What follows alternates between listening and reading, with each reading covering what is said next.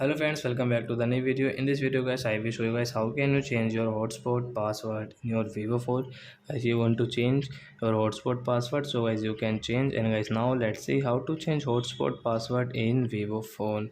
So before starting video fans, I want to tell you, if you're new in my channel and you're watching my video first time, so first of all go and subscribe my channel, click the bell icon and like my videos.